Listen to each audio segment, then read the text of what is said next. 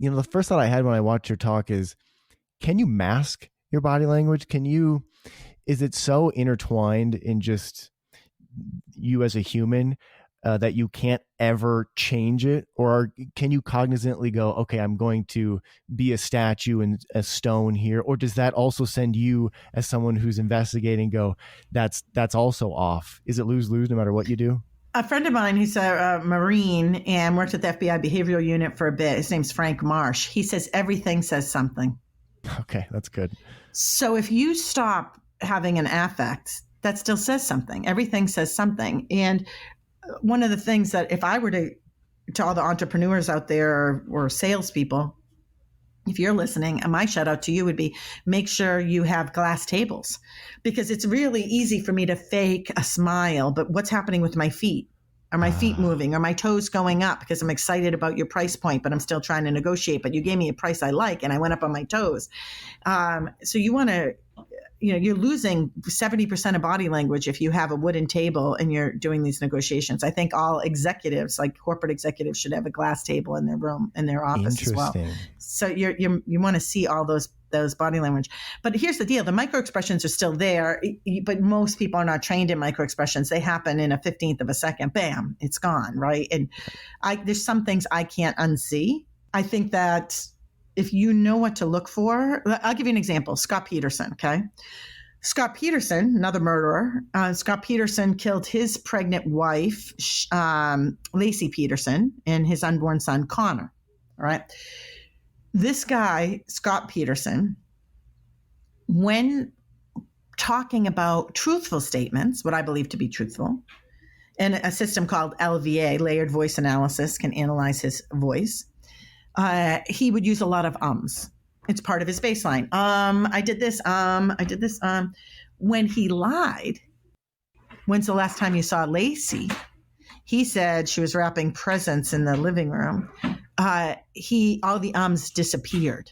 So his baseline of saying ums suddenly stops, master manipulator, suddenly stops in the moments where he's being deceptive. And it lights up as the anomaly. His baseline just, imagine that person is out on the runway with those two light up things, batons in their hands saying, problem, there's a problem here. And so it's not one verbal or nonverbal indicates someone's holding something back. It's asking those powerful questions, noticing the change in behavior, even master manipulators. I mean, even Ted Bundy, I talk about him in that TED Talk that you're talking about here. Ted Bundy even did eye blocking. This eye blocking is like the password on your cell phone. It's someone doesn't want you to know their innermost thoughts. And Ted Bundy did that. You see this with all the murderers. They'll do eye blocking. And it's all subconscious, I'm sure. But it's not an absolute, though, because I saw you on, I want to say Court TV. You were breaking down the Johnny Depp Amber Heard trial, and Johnny Depp's head was down while she was testifying. And I saw you say that this actually doesn't mean... You didn't read into it that his eyes were down. Whereas if a novice watches your TED Talk, then they go, boom, Johnny Depp, that guy's guilty. He's staring down the whole time she's talking, but they're very different. Well, Johnny Depp said something along the lines, and it's been a hot second since I was in that Johnny Depp world there. I was in the courtroom for that. But Johnny Depp said something along the lines of, he will not look her in the face. Okay. He will never look at her again. Okay, got it. And so going in, that matched what he like made this declaration, like basically she's dead to him, and he would not give her the respect of looking her in the face. Okay. So that's a wash for me. It's a wash. And he's listening. So if she's on the stand, so auditory people don't give eye contact. Auditory people lend an ear. There's something called right ear activation, REA. REA, for a while, they thought that it was just for kids. So kids, when learning, watch them. They will lend their right ear, okay? Because of ambient noise and all this stuff, that we learn better with our right ear. And now current studies in the last several years, have proven that adults as well. So start paying attention when you're at a pool, when you're at a casino, and you're in a convention center, if you're in an office building, you're at a restaurant, you're at a bar. Which ear do you lend?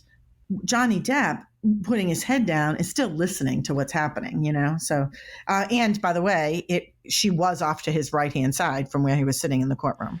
So that right ear activation, you're trying to eavesdrop on someone. You're not using your left ear unless you have some ear damage.